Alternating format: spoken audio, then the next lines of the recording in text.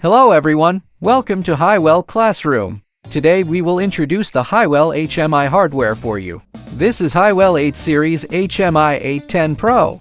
All Haiwell products are equipped with standard Ethernet ports and built-in IoT functions. And each device is attached with such a label to display device information. As shown on this label, A stands for Series A. The 10 means it has a screen size of 10.1 inches. The Pro means Pro version, and the EW means it can support global 4G and Wi-Fi. We also can see the port below the device.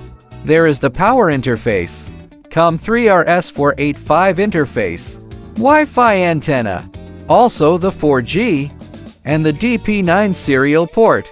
The corresponding pin definition can be found here.